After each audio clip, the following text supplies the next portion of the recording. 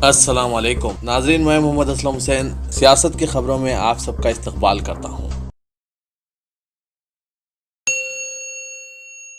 حق معلومات قانون کے تحت داخل کردہ ایک درخواست کے جواب میں ریزرو بینک آف انڈیا نے یہ اعتراف کیا ہے کہ یو پی اے حکومت دوم 2009 سے 14 کی 5 سالہ حکمرانی کے مقابل نریندر مودی کی 4 سالہ حکومت میں بینکوں میں دھوکہ دہی 3 گنا زیادہ ہوئی ہے۔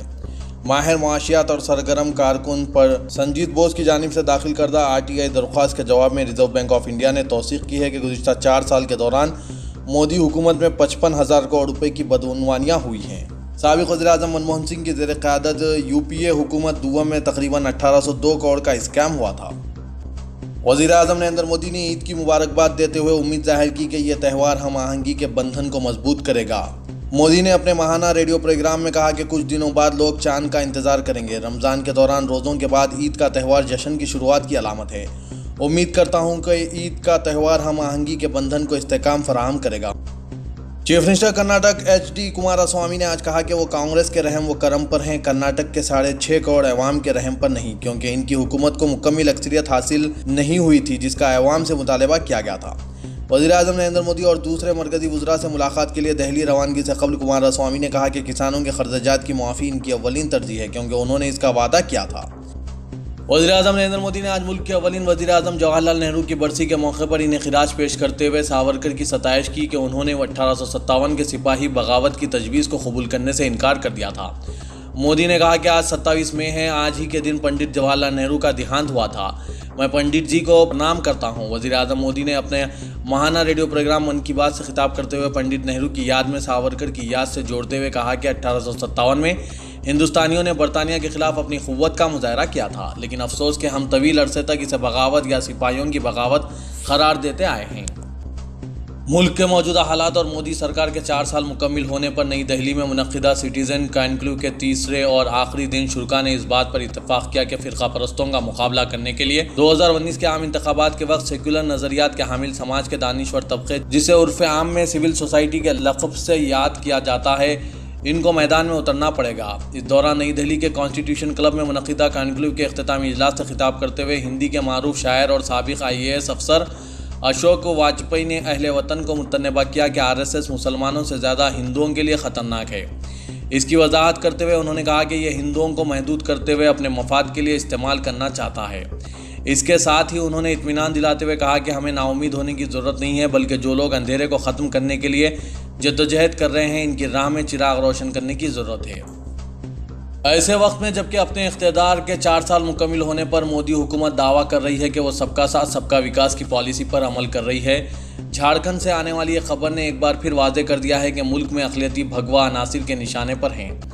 جمعے کو افطار کے وقت جھارکھنڈ کے کوڈرما ضلع میں بھگوا عناصر کے حملے کے سبب کم از کم 20 مسلم خاندان اپنا گھر بار چھوڑ کر پولیس اسٹیشن میں پناہ لینے پر مجبور ہو گئے۔ حملہ آوروں نے عین افطار کے وقت حملہ کیا اور خواتین سمیت متعدد افراد کو زدوکوب کیا، جس میں افطار اور مغرب کی نماز کے لیے جمع ہونے والے افراد بھی شامل تھے۔ اس کے ساتھ ہی انہوں نے مسجد میں توڑ پھوڑ بھی کی۔ یہ واقعہ کولگرما گاؤں میں پیش آیا۔ 250 گھروں پر مشتمل اس چھوٹے سے گاؤں میں مسلمانوں کے 20 مکانات ہیں۔ مدھیہ پردیش کے راج گڑھ کے دیہی علاقے میں بجرنگ دل کے عہدیداروں اور کارکنوں کو ہندوؤں کے تحفظ اور خاص طور سے نام نہاد لو جہاد سے نمٹنے کے لیے بندوق اور ریوالور وغیرہ چلانے کی تربیت دی جا رہی ہے۔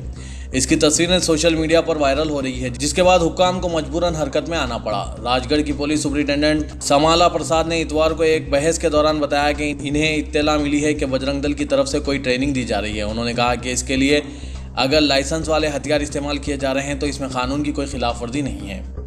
وشوا ہندو پریشد کے سابق لیڈر پروین توگاڑیا نے آج کہا ہے کہ وہ 24 جون کو ایک نئی پارٹی شروع کریں گے۔ توگاڑیا نے میڈیا سے بات کرتے ہوئے نریندر مودی حکومت پر تنقید کی اور اس پر الزام لگایا کہ وہ اپنے وعدوں سے مکر گئی ہے اور عوامی امنگوں کو پورا کرنے میں ناکام رہی۔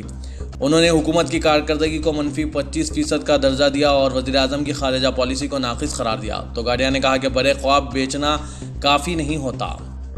پاکستان میں 25 جولائی کو عام انتخابات ہوں گے اور صدر مملکت ممنون حسین نے اس تاریخ کو منظوری دے دی ہے۔ انتخابی کمیشن کے عہدیداروں نے آج یہ بات بتائی جبکہ پاکستان کی حکومت اپنے آخری ہفتے میں داخل ہو گئی ہے۔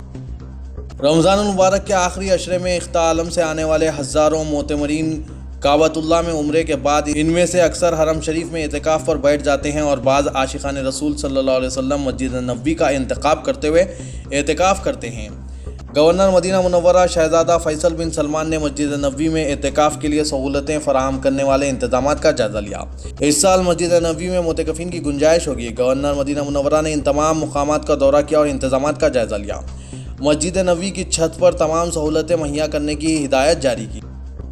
جاپان میں رمضان انتہائی مذہبی جوش و خروش و مذہبی ہم آہنگی کے ساتھ جاری ہے، جہاں 100 سے زائد مساجد میں سحری و افطار کا اہتمام کیا جاتا ہے۔ غیر ملکی مسلمانوں کی بڑی تعداد جاپان میں مساجد کی رونق میں اضافے کے لیے کوشاں ہیں۔ گزشتہ دنوں جاپانی صوبہ سائتاما میں افطار کا اہتمام کیا گیا، جس میں سینکڑوں مسلمانوں نے شرکت کی۔ یاشو کی جامع مسجد کے قاری حافظ محمد رضوان یوسفی ہیں، جو 5 برسوں سے خدمات انجام دے رہے ہیں۔ حافظ محمد رضوان یوسفی کا تعلق لاہور سے ہے اور گزشتہ 19 برسوں سے امامت کر رہے ہیں، جن کا کہنا ہے کہ جیسے ہی رمضان کا آغاز ہوتا ہے مسجد میں رونقیں بڑھ جاتی ہے، بڑی تعداد میں لوگ مساجد کا رخ کرتے ہیں۔ عصر کے بعد سے افطار کی تیاریاں شروع ہو جاتی ہیں اور روز سینکڑوں مسلمان افطار کرتے ہیں۔ قطر میں سعودی عرب سمیت 4 خلیجی ممالک کی بنی ہوئی اشیاء کو فروخت کرنے پر پابندی عائد کر دی گئی ہے۔ بین الاقوامی خبر رساں ادارے کے مطابق قطر نے سعودی عرب، متحدہ عرب امارات، بحرین اور مصر سے درآمد کی ہوئی اشیاء کو فروخت کرنے پر پابندی عائد کر دی ہے، جس کے بعد ان ممالک میں تیار کردہ تمام اشیاء کو قطر برآمد نہیں کیا جا سکے گا۔ تاہم جو اشیاء ایئرپورٹ، بحری اڈوں اور دکانوں میں پہلے سے موجود ہیں، ان کے حوالے سے کوئی پالیسی سامنے نہیں آئی ہے۔ قطر کی وزارت تجارت کی جانب سے تمام دکانداروں کو جاری کردہ حکم نامے کے مطابق سعودی عرب سمیت دیگر خلیجی ممالک کی تیار کردہ اشیاء کو فروخت کرنے پر تادیبی کارروائی کی جائے گی، اس لیے تمام تاجر ان ممالک کی اشیاء کی خرید و فروخت سے اجتناب برتیں۔ ترک صدر رجب طیب اردغان نے عراق کے عام انتخابات میں سب سے زیادہ ووٹ حاصل کرنے والے سائرون اتحاد کے لیڈر مقتدی الصدر کو ٹیلی فون پر مبارکباد دی۔ کل شام ہونے والی اس ٹیلی فون ملاقات میں صدر اردغان نے عراق میں داعش کو شکست کے بعد 12 مئی کے عام انتخابات کے عراقی عوام کے لیے خیر و عافیت کا وسیلہ ثابت ہونے کی تمنا کا اظہار کیا۔ حکومت تلنگانہ کے پاس ریاست میں موجود کسانوں کی اہمیت اپنی جگہ مسلمہ ہے، لیکن اگر مسلمانوں اور کسانوں کی اہمیت اور انہیں فراہم کیے جانے والے بجٹ کا جائزہ لیا جائے تو مسلمانوں کی حکومت تلنگانہ کی نظر میں کوئی قیمت نہیں ہے، اور نہ ہی حکومت کو اس بات کی فکر لاحق ہے کہ مسلمانوں کی جانب سے حکومت کی مخالفت کے کیا نتائج برآمد ہوں گے۔ جبکہ ریاست میں کسانوں کے لیے شروع کردہ اسکیم ریتو بندھو، جس میں 58 لاکھ کسانوں کا احاطہ کرتے ہوئے ان پر 12,000 کروڑ روپے خرچ کرنے کا منصوبہ تیار کیا گیا ہے، اور اس منصوبے کے تحت حاصل کیے گئے چیکس کو منہا نہ کروانے کے کسانوں کے فیصلے سے حکومت خائف ہے۔ جبکہ ریاست میں اعداد و شمار کے مطابق 44,65,000 مسلمانوں کے بجٹ کی عدم اجرائی پر حکومت کو کوئی خوف یا خدشہ لاحق نہیں ہے، کیونکہ گزشتہ 4 برسوں سے بجٹ میں اضافے کے اعلانات کیے جا رہے ہیں، لیکن ان 4 سالوں میں کوئی ایک مالی سال بھی ایسا نہیں گیا جس میں 100% بجٹ جاری کیا گیا ہو۔ آندھرا پردیش کے وزیر اعلیٰ چندرا بابو نائیڈو نے دعویٰ کیا ہے کہ 2019 کے لوک سبھا انتخابات میں ٹی ڈی پی سب سے اہم کردار ادا کرے گی۔ انہوں نے یہ بھی کہا کہ انہیں وزیر اعظم بننے میں کوئی دلچسپی نہیں ہے۔ آندھرا پردیش کے وزیر اعلیٰ تلگو دیشم پارٹی کے قومی صدر این چندرا بابو نائیڈو نے دو ٹوک کہا کہ 2019 میں علاقائی جماعتیں کنگ میکر ہوں گی۔ انہوں نے وجےواڑا میں پارٹی کے سالانہ پروگرام مہا نائیڈو سے خطاب کرتے ہوئے کہا کہ بی جے پی کو شکست دینے کے لیے تمام علاقائی جماعتیں متحد ہو رہی ہیں۔ بی جے پی شکست کا مزہ چکھے گی۔ شہر میں افواہوں کے فروغ اور بے بنیاد خبروں کے علاوہ تضحیک آمیز خبروں کے لیے فیس بک اور واٹس ایپ کے ذریعے تشہیری چینل بڑی حد تک ذمہ دار ہیں۔ محکمہ پولیس کی جانب سے ان فیس بک چینلز اور واٹس ایپ گروپس کے ذمہ داروں کے خلاف کارروائی کو یقینی بنایا جانا چاہیے، جو صحافی ہونے کا دعویٰ کرتے ہوئے منمانی خبریں چلایا کرتے ہیں۔ شہر حیدرآباد میں اس طرح کے چینلوں کی تعداد میں آئے دن اضافہ ہوتا جا رہا ہے، اور ان چینلوں اور گروپوں کو سیاسی و محکمہ جاتی سطح پر شخصی تشہیر کے لیے حاصل ہونے والی پشت پناہی شہر کو مزید مشکلات میں مبتلا کر سکتی ہے، کیونکہ ان فیس بک پیج اور واٹس ایپ گروپ کے ایڈمنسٹریٹر قانون کے اعتبار سے کسی کو جوابدہ نہیں ہیں، اور صرف سائبر قوانین کے ذریعے ہی ان کی گرفت کو یقینی بنایا جا سکتا ہے۔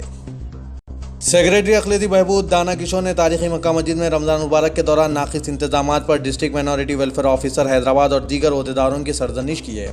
رمضان مبارک کے پہلے دہے کے دوران جبکہ تراویح میں ہزاروں مصلیان موجود رہتے ہیں، اس وقت صفائی کے ناقص انتظامات کے علاوہ پینے کے پانی اور وضو کے لیے بھی مناسب سہولتیں فراہم نہیں کی گئی۔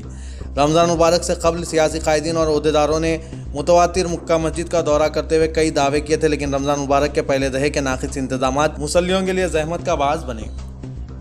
وزیر اعلیٰ تلنگانہ کے چندر شیکھر راؤ آنے والے 2019 کے جنرل الیکشن کی کیمپیننگ کے لیے ایک luxury bulletproof motor home کا انتخاب کر رہے ہیں۔